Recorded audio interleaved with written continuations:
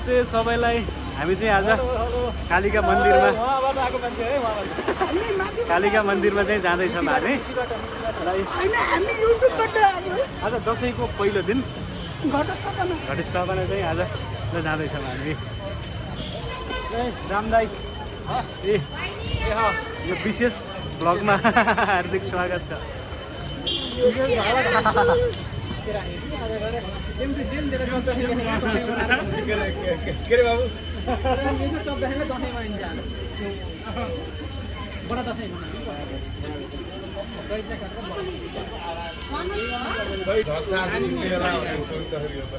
केरा उठाउनु भएको छ त्यसै शान्ति आउँदैन।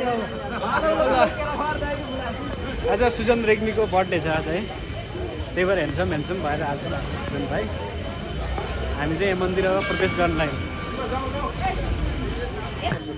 हामी चाहिँ यो प्रवेश गऱ्यौँ।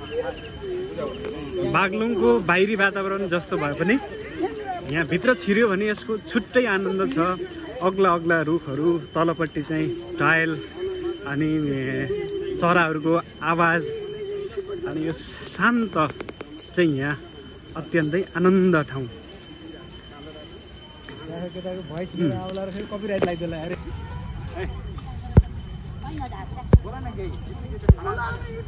जो बोले न सबै बोल्ने मान्छे कि भलगर हो यो भलकै हो अहिलेलाई त भलगर पछि भयो नि के जानौँ।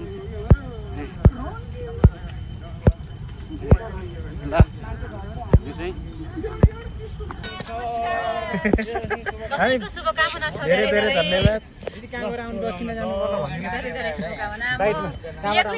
कहाँबाट आउनुभयो तपाईँ? म काठेकुना गाउँपालिका वडा नम्बर 6 देखि आएको पत्रकार। कपिला घुम्ती मन्दिर आउनु खास कारण के दिन्छ भन्दैन?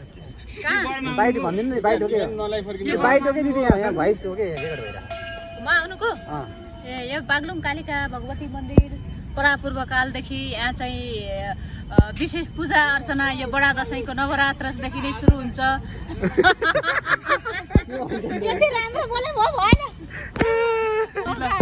बाई बाई भिडियो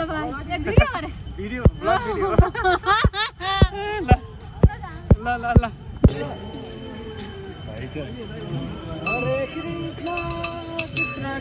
सङ्गम दाइरमा मात्रै हो क्या बाटो घाटो हिँड्ने।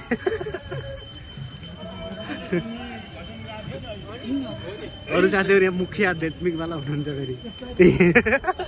ए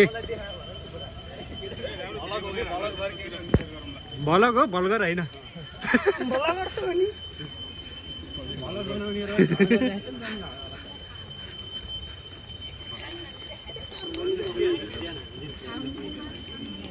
ल आइपुग्यो हामी कालिकाको शरणमा।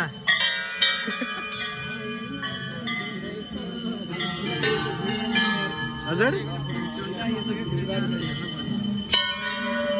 खासै छैन त आज त के हो हजुर?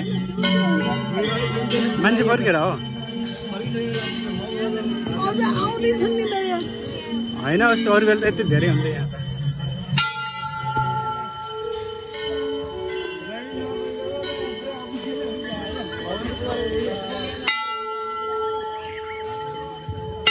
अलि सुनसान छ है आज, अलि पातलो देखियो।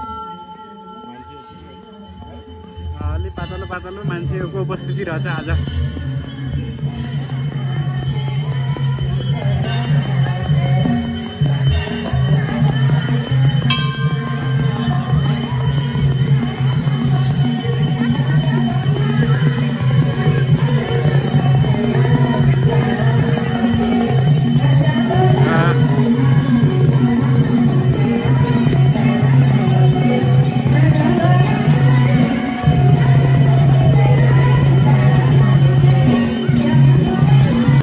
मन्दिरमा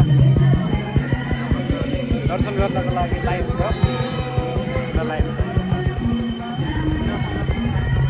हामी चाहिँ लाइनमा बस्दैनौँ।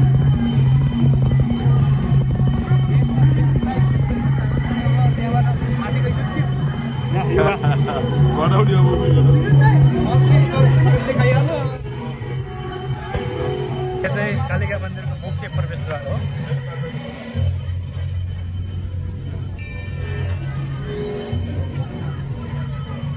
युवा नेता यहाँ दर्शन गर्न लाग्नु भएको छ। युवा नेता आदरणीय हरिहर शर्मा दाई।